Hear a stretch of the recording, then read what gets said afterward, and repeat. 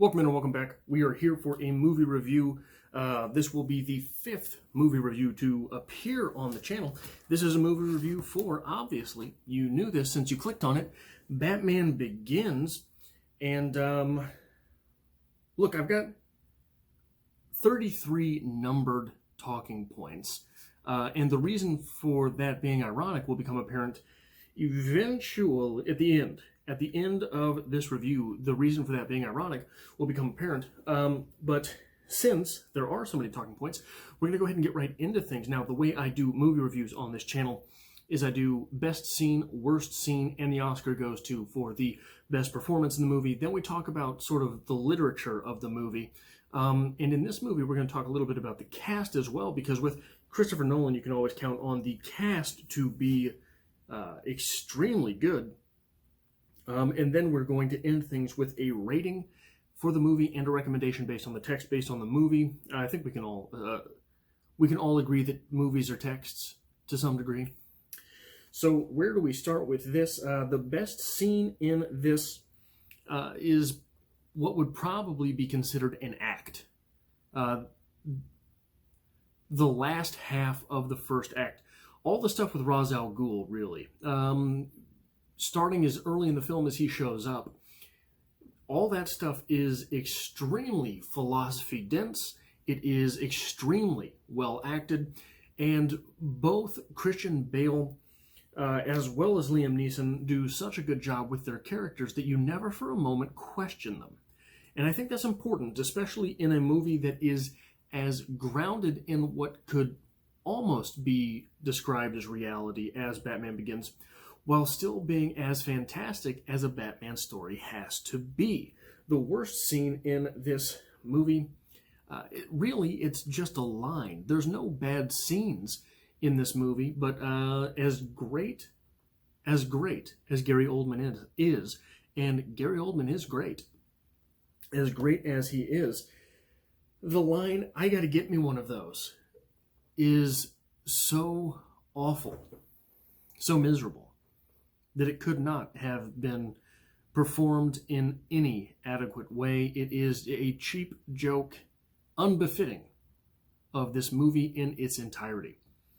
The Oscar goes to, in this movie, Christian Bale, because it has to, because there's no other way around it.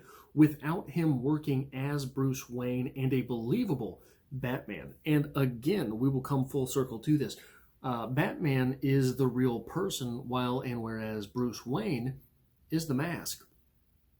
That is one of the central ironies to the Batman character through all of Batman lore.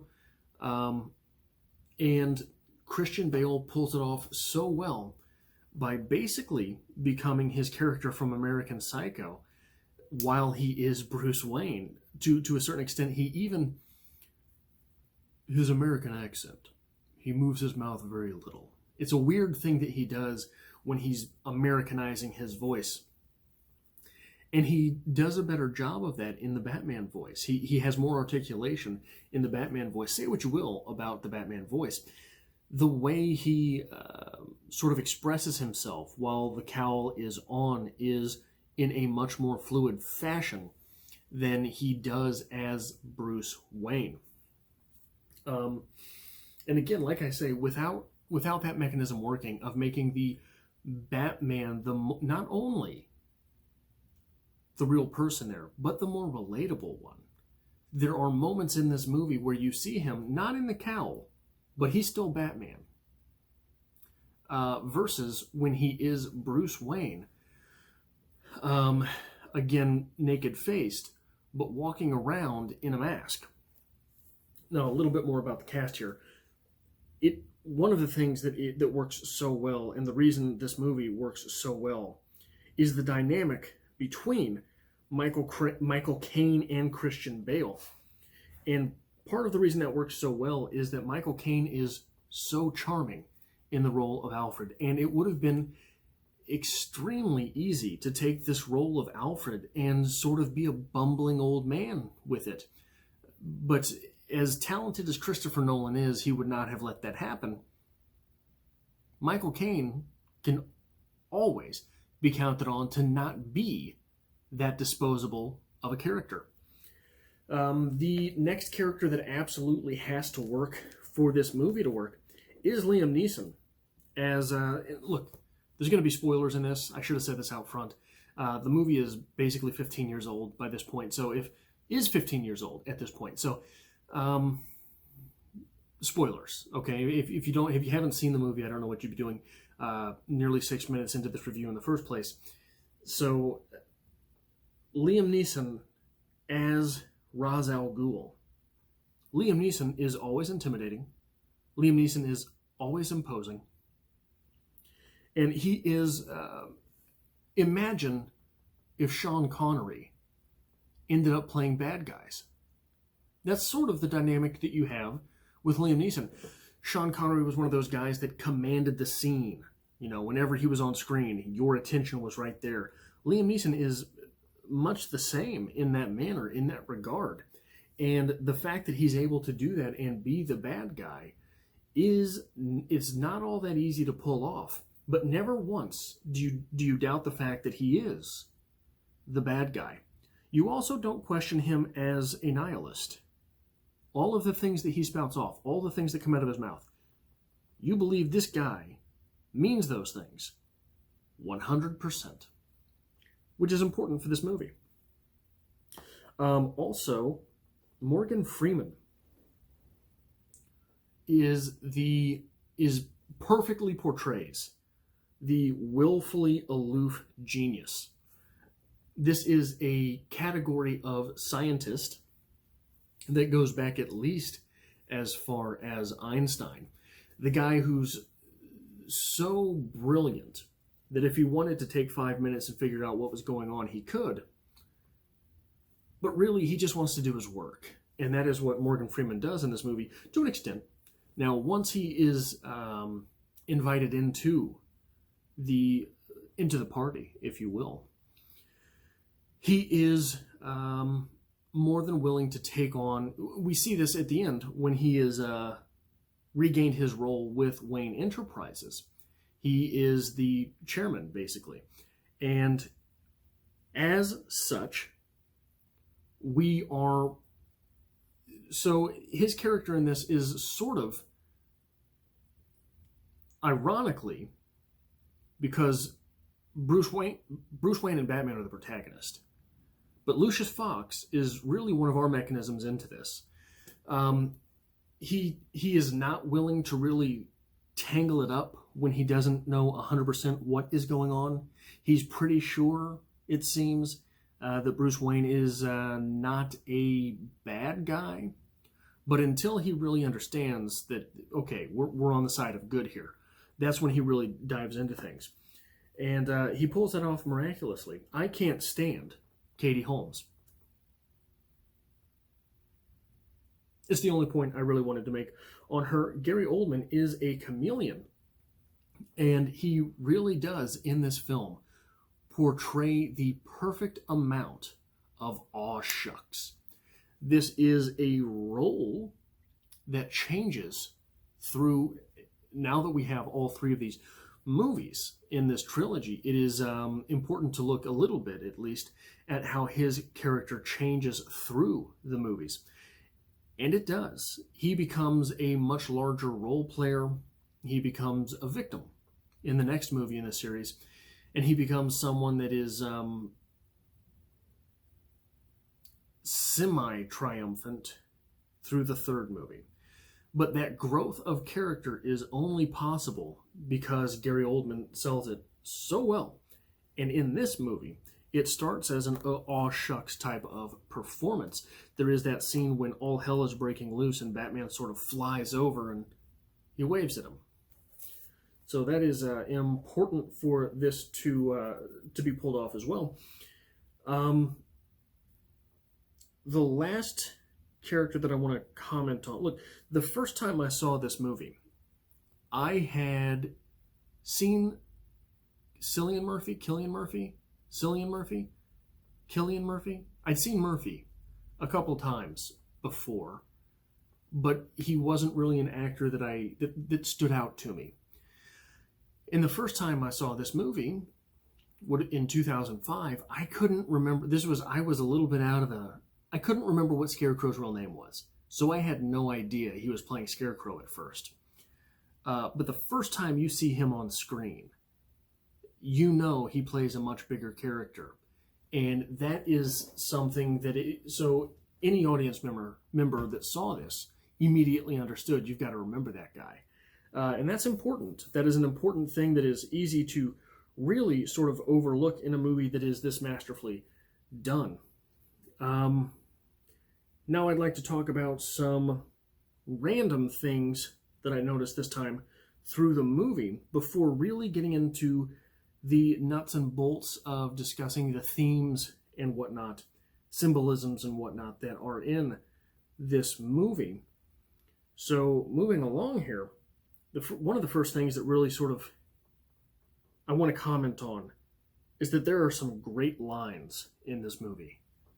There are some lines that you can still quote with friends from this movie. The line, "I'm not learning polo, Alfred," kills every time.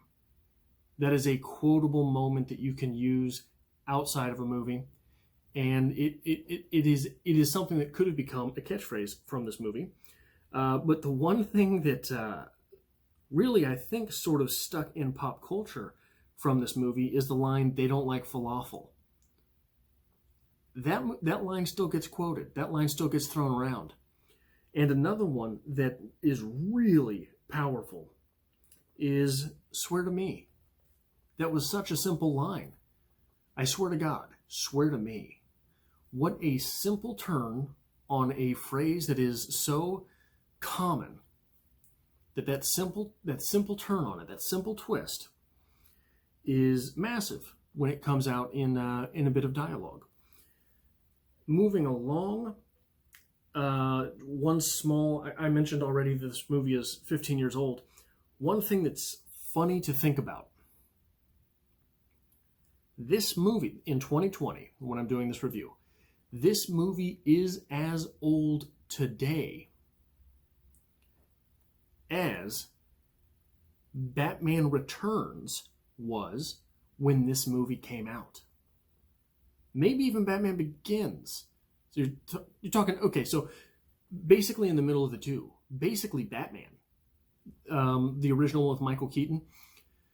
So 1990, 15 years there. 2020, 15 years here. So between, I think Batman Returns was 1992. So yeah, I mean, really, if you want to make a direct comparison, the original Batman with Michael Keaton, it was as old when Batman Begins came out as Batman Begins is today. Do you remember how dead and kaput Batman felt by the time Batman Begins came out? Possibly, if we're going with ironies, as ironically dead as Batman feels today after the debacle that had been Justice League and the DCEU and all of those sorts of things. Just a small observation, but something that I thought was worth commenting on anyway. Another little thing that is that stands out watching this movie today, the Joe Chill assassination scene, I don't think that it is coincidence that it looks a lot like the Lee Harvey Oswald assassination scene. And for obvious reasons in American culture, right? JFK was this massive figure that was seen as the savior of the American way of life, that was seen as revolutionary, was seen as an end to organized crime, all these things that he was doing that were outside of the status quo. And Lee Harvey Oswald was gunned down coming out of the courtroom, much in the same way that Joe Chill was in this movie. Right around that time in the movie, there is a little something I've never noticed before. When young Bruce Wayne goes to the bar to confront Carmine Falcone for the first time, Carmine Falcone is giving him a dressing down for how privileged he is. And he says, you'd have to go 1,000 miles to find someone who didn't know your name. So don't tell me what it means to be desperate. Bruce Wayne is immediately kicked out of the bar, where he sees someone who is truly desperate, a homeless man who is burning things to keep warm. The homeless guy has no idea he's Bruce Wayne. So Carmine Falcone goes from this large, extremely prescient sort of speech, talking down to Bruce Wayne and tells him you'd have to go 1,000 miles to find someone who didn't know your name. He travels 30 feet and there's a guy who doesn't know his name. It is a small thing, but it was funny to me. Another thing that I never noticed about this movie before, probably because the last time I saw this movie, Iron Man 3 was not a thing, I don't think. That's how long it's been since I've seen this film. Ra's al Ghul was Mandarin before the Mandarin. A stereotypical looking Asian arch nemesis, like the Mandarin, that is sort of replaced in the script by a white guy. That's what happened to the Mandarin, and everyone was upset. It happened with Ra's al Ghul, but because it was done so well, I don't think I ever heard anyone complain about it. Just a small thing. Another small thing to comment on. This movie has a lot of unique action. There's that scene where Ra's al Ghul's house blows up, right? Bruce Wayne goes ahead and destroys everything. And then Ra's al Ghul is sliding down and off the mountain. There's been, first off, that toboggan scene. I've never seen that before.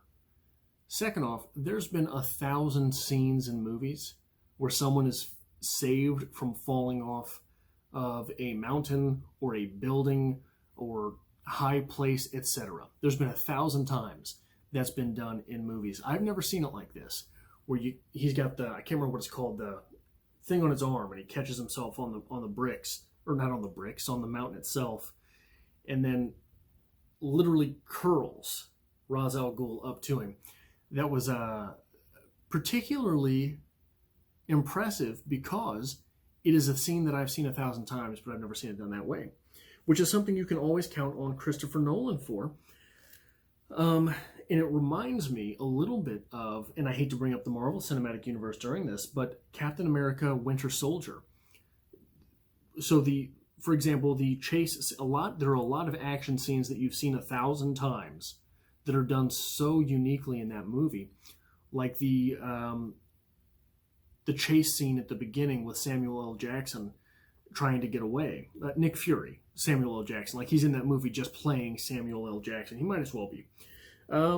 I think the final thing that's just a random note... Oh, no, I've got several more random notes, so you're in for this.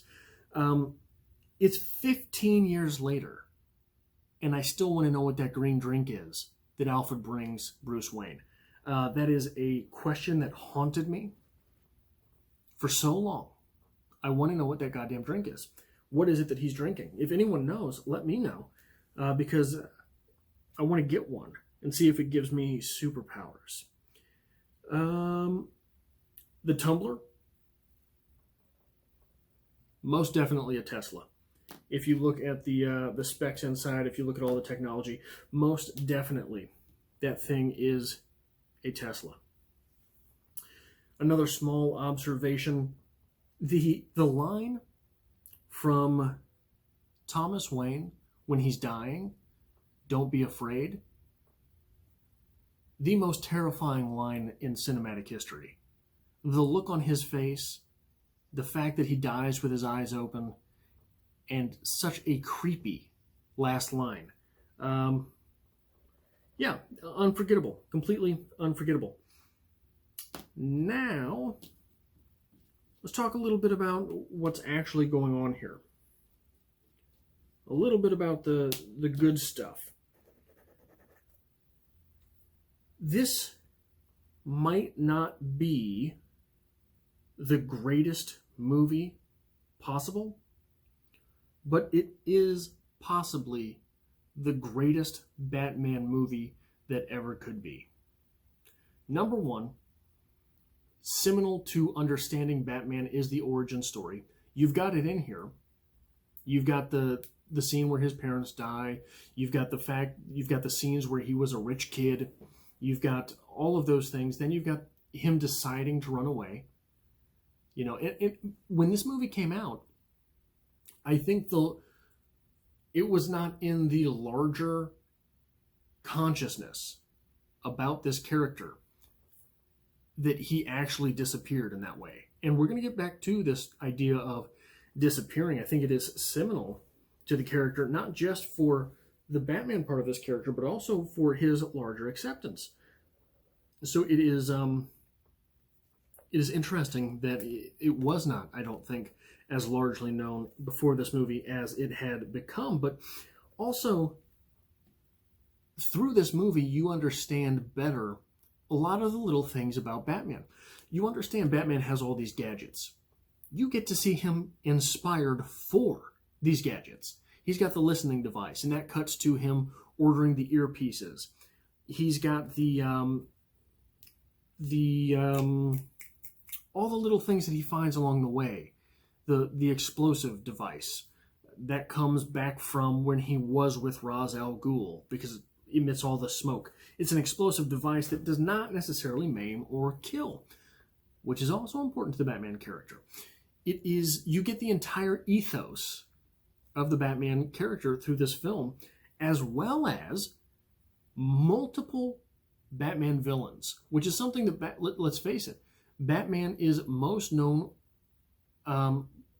in part for his rogues gallery. And not just his rogues gallery, but the fact that he is often battling multiple nemeses at one time. That's something you don't always get in comic books. But here you have Falcone, you have Ra's al Ghul, you have the Scarecrow. There's a lot of stuff going on, and it is a very comic book-like plot. There are many things that had to take place. You've got the drugs. You've got them putting them in the water supply. You've got the drugs being snuck into the country in something so comic bookish as inside stuffed animals. Not only that, but you have the theft of a large automated weapon. All of these things that are comic book-ish elements that I think get overlooked in a movie, especially because this movie has a 2-hour playtime. So I think this might be the perfect Batman movie. Like, short the Joker, what else could you throw in to make this more Batmanish? So I think that is something that is commendable. But talking about the themes in this movie, all of the ideas that get into play here, I think we've got to start with light and dark, day and night, masculine, feminine, peace and war. And this movie, so you've got these extremes. This movie is a lot about finding that gray space in between the light and the dark. And there's a lot of classic symbolism that goes on as well. This is not simply a movie which employs the need for new criticism, which is to say that everything needed to understand the text is within the text. I think that you can come into this movie not employing any other type of criticism but that and get a good deal out of it. But there's a lot of classic symbolism going into play here as well. And one of the first times it sort of pops up is I want to take the classic symbolism of the woman as chalice, the woman as void, the woman as space. One of the first times it goes several times in this movie. So young Bruce falls into the well. If we're looking at the woman as void, this is seen as penetrative. Later in the movie, during the ninja training scene, right, where you've got Ra's al Ghul sneaking in trying to kill Bruce Wayne, and they're all dressed the same, but Bruce Wayne has been drugged. While you've got that going on, all of the ninjas sort of part, and he's looking at this box. The box is a void, is a chalice. And he sneaks up to it, and he opens the chalice, opens womanhood, and scary stuff comes out. But later in the movie, Batman is told to, Bruce Wayne is told to, learns to embody that which came out, learns to embody the fearful thing, learns to become that which is feared. This is creating the gray space. What was he doing? What was he carrying during that scene? A sword. What is a sword? Often seen as a phallic symbol. So he was the phallic symbol approaching the vessel, approaching the chalice, approaching the void, and his fear came out. His fear also being that when his mother left him, was taken from him. His mother, dying, is often left out of the Batman sort of mythos. Is often seen as Thomas Wayne. Thomas Wayne dying. And he follows in the footsteps of his father. But it is his mother it is the feminine that we sort of see Bruce Wayne drawn towards, but never having. Bruce Wayne never has the woman. Bruce Wayne never has his Mary Jane. Bruce Wayne never has his Pepper Potts. There are many women, but there's not a woman. When the bat flies out, and Bruce negates it, right? He accepts it. He's supposed to become that thing. He also disavows the sword. Moments later, when he is told to use the sword, use the phallic symbol to kill a thief, he refuses to do so. He refuses to claim that masculinity. He instead uses the sword in a non-deadly way and escapes. Bruce Wayne also, or Batman, I suppose I should say, also refuses guns. The gun is always a penis. Always, always, always in literature. The gun is always a penis. He refuses to kill. He refuses guns. What is he always doing? He's always taking bad guys' guns away from them. Something worth sort of delving into a little bit more, possibly. And we see this earlier in the movie as well. When Bruce fell into the well, what was he doing? He had taken Rachel's arrow, Rachel's war, and he was running off to hide with it. Running off and hiding is something that we see Bruce Wayne doing very often. It is how he comes to his Batman persona. It is how he falls into the well to find the bats. And afterwards, when his father pulls him up from the well, as he's being carried back into the house, he gives that arrowhead back to Rachel. Rachel then becomes a lawyer or a prosecutor. I can't remember, an attorney, whatever it is that she does. She works in an office, if you take note during those scenes, if I'm not mistaken, almost exclusively with men. So she has that war within her.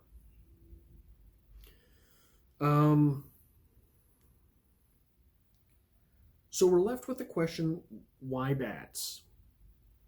Well, he fell into the void, he fell into the femininity, and was terrified by them. Was terrified by what he saw in there. There's a quote from Nietzsche. So what are bats? Bats are scary. Bats are often, so, I mean, when you think of horror, bats are associated with vampires. Vampires are monsters. They're associated with blood-sucking.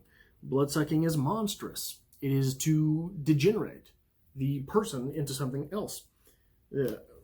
So they're monsters, right? Nietzsche has a quote that says, "He who fights with monsters might take care lest he thereby become a monster. And if you gaze for long into an abyss, the abyss gazes also into you."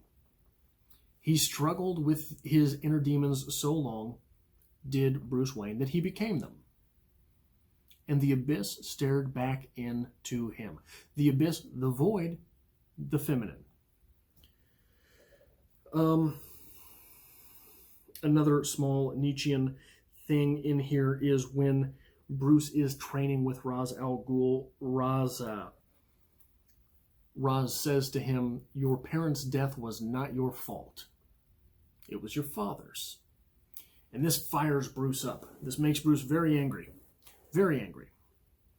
He says, "You did not know my father."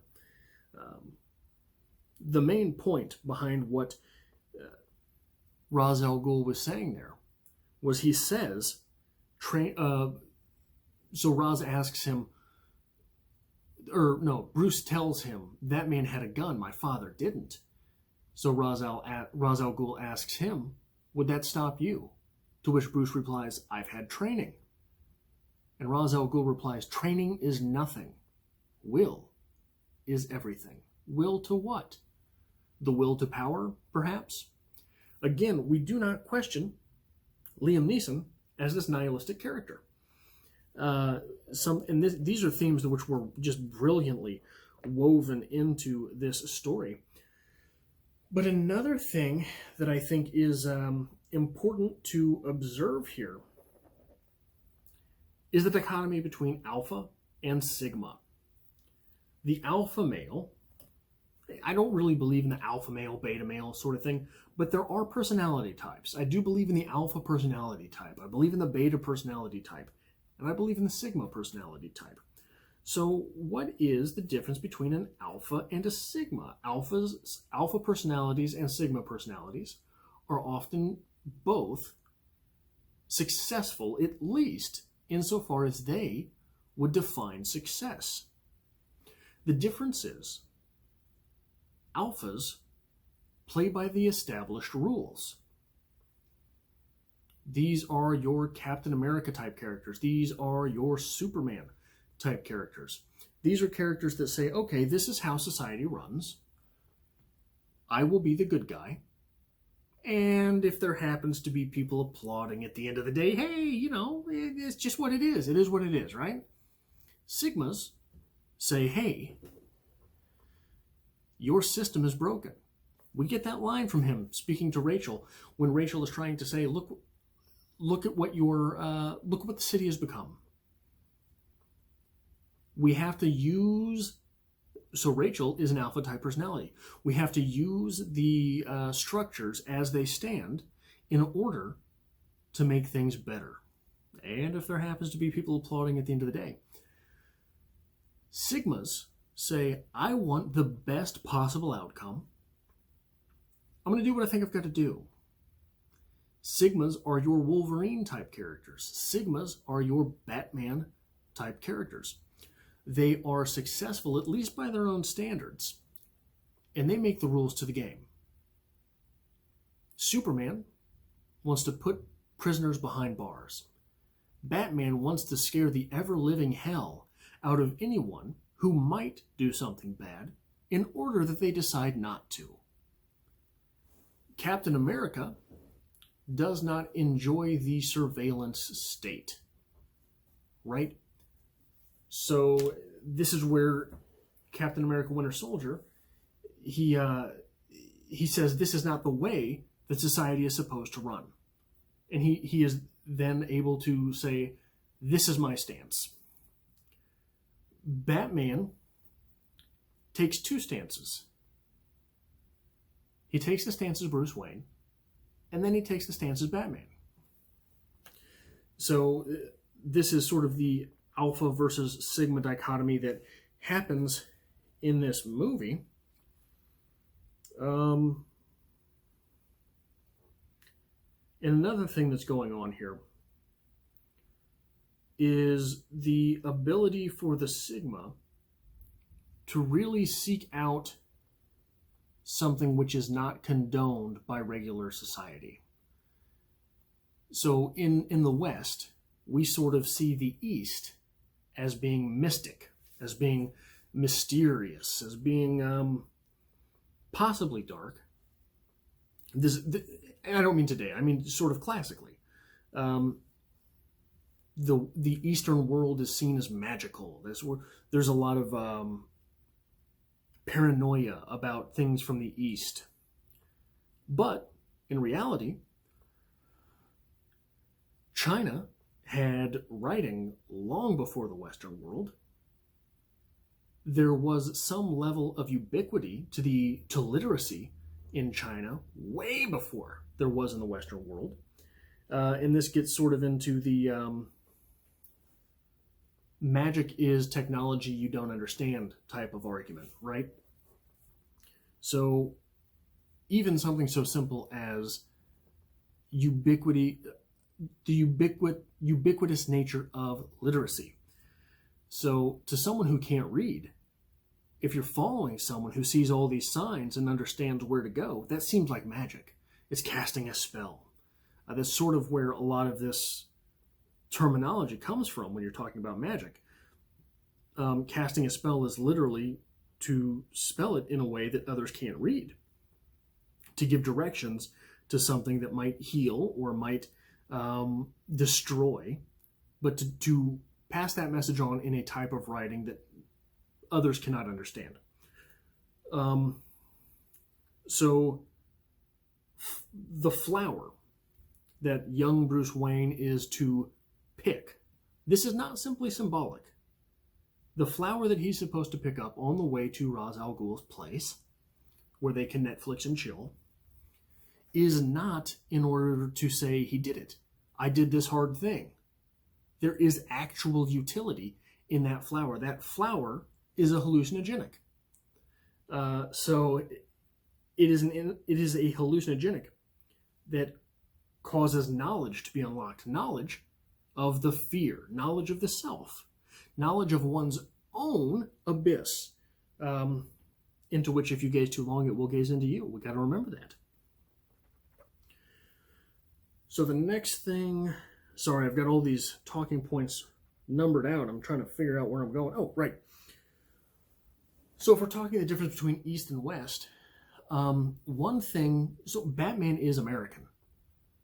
Despite all of the British stuff going on in Batman Begins. Batman is a uniquely American experience, is a uniquely American thing, although not a uniquely American phenomenon. This is a character that has become loved worldwide. But I think part of the American nature of Batman is the idea of disappearing to reinvent oneself. And I think that is something that is deeply ingrained in Americana, down to the very structure of school and schooling in America. Who among us did not use the summers to reinvent themselves every year? That was the thing, right? You went away, you didn't see, well, I think maybe to people who fall into that Sigma type mentality, you went away to reinvent yourself over the summers. Very simple. You've got 3 months to change yourself in some way so that you're sort of unrecognizable by the time school starts again. And I think that plays into Batman very much so. How many times does Bruce Wayne disappear to reinvent himself, including disappearing in his 20s to come back at 30 years old?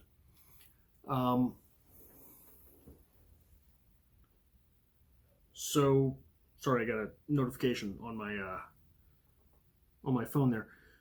Distracted me, and I've got too many talking points. The fight scene in the prison is a big deal in that same way. The Asian prison that Bruce Wayne had disappeared into, semi-Asiatic. I don't think we ever really understand where we are in that. But in that fight scene where his buddy tells him they're going to fight you every day until they kill you, pay attention. Christopher Nolan is way too good to let this happen by accident. Bruce Wayne, in that fight scene, does not appear to be fighting to win. He's fighting to punish. He lets other people take his back, and then he's got to fight out of that and hit someone real hard. He gives up his flanks, right? He's not doing this with a whole lot of strategy. He's doing this with a whole lot of anger. And we see Bruce Wayne develop from that point. And while we're talking about character development, let's go back to Lucius Fox for a moment. Lucius Fox started off with all these lines, these aloof genius lines, where Bruce Wayne approaches him to go spelunking, and he says, whatever. I know that's not what you're doing, but whatever. Lucius Fox also gives the line, if you don't want to tell me what you're doing, when I'm asked, I don't have to lie. Herein lies the problem with that. Herein lies the reason, for example, that Einstein got involved in the World War II effort. This is the same type of attitude that lets the bad guys win in the first place. This is the same type of attitude that lets organized crime take hold someplace, right? This is the same type of attitude that inch by inch, all of the ways of civilization fall asunder. And this is sort of, if you don't know the story behind it, this is how Einstein, who was aloof, was a citizen of the world, didn't want to get involved in war stuff at all. His friend Edward Sislard, I can never remember the guy's name. I can't really pronounce it when I can. It's in here. Walter Isaacson biography of Einstein. He goes to him and he said, because Edward Sislard sort of had this epiphany that the atom bomb could be a real thing, and if it could be, probably the Nazis were already working on it. And he went to Einstein and said, oh my God, that's my science, that's my math, and I understand what a bomb like that could do. Then he wrote the letter to Roosevelt that said, hey, you're going to want to get on this thing, which made Roosevelt obviously shit his pants and get things funded. But we see that from Lucius Fox in here, where if you don't want to tell me what you're doing, I don't have to lie when I'm asked. I want to be neutral in this, until he understands that Bruce Wayne is really fighting the good fight. Then he goes ahead and agrees to be on the side, which sort of leads into Rachel's epiphany that Bruce Wayne is a good guy.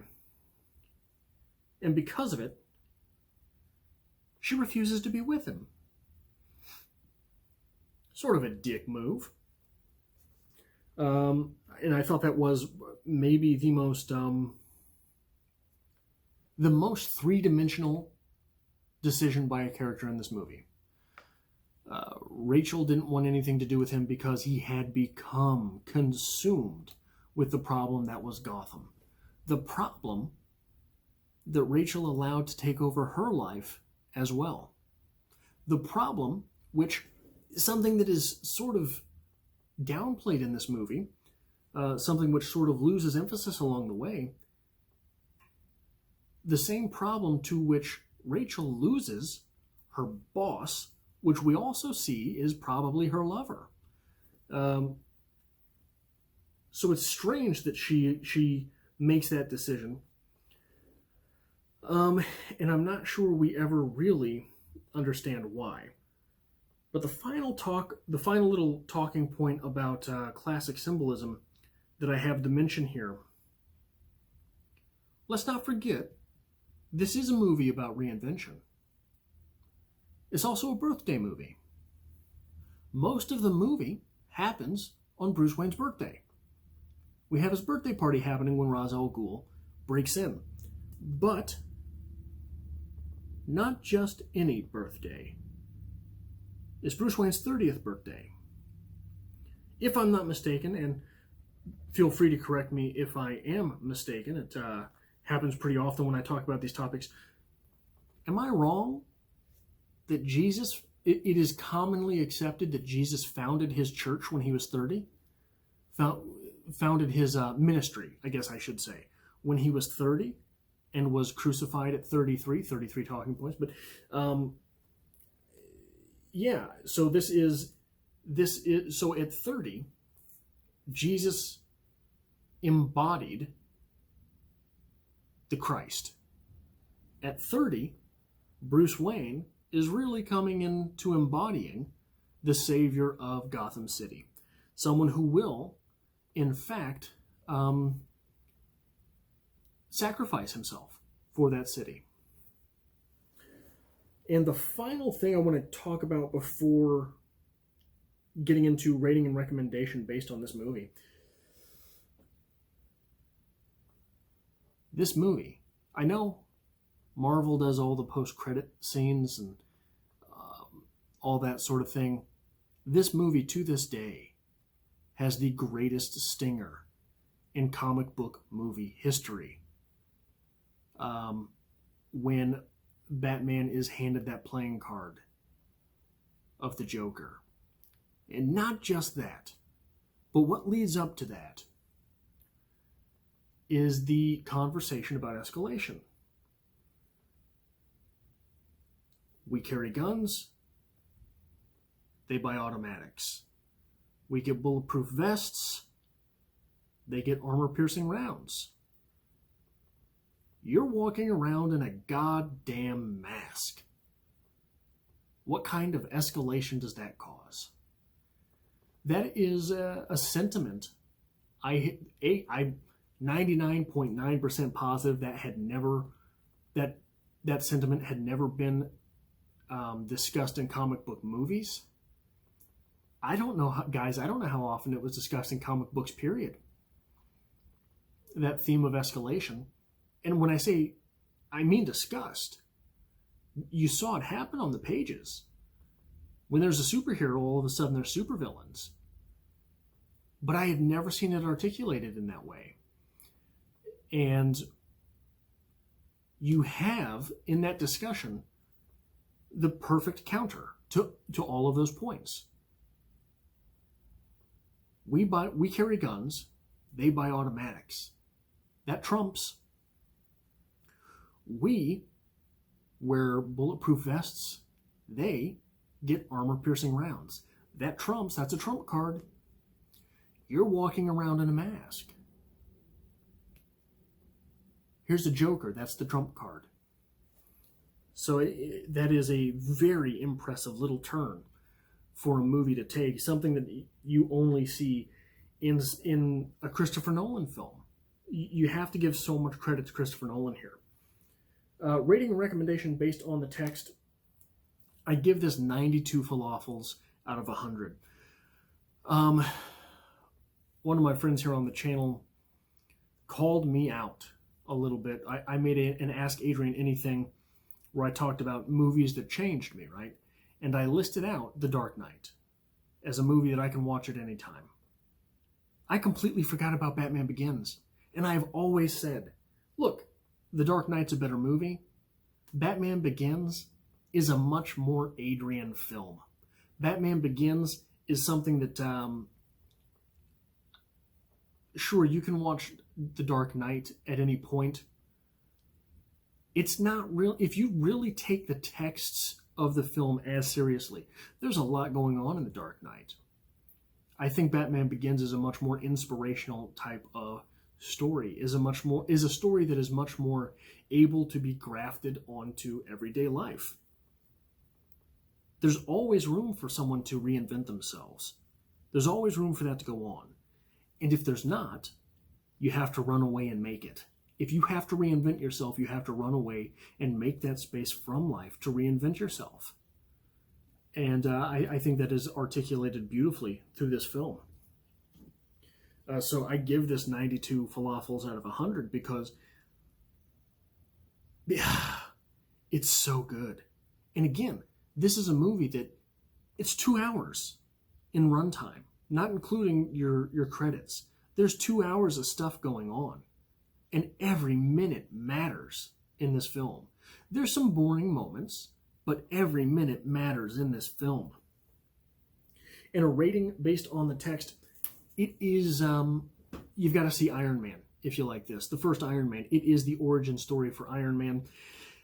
And the characters of Tony Stark and Bruce Wayne are so often compared to each other that it is interesting to see how these two films compare and contrast, how the stories of Tony Stark and Bruce Wayne compare and contrast.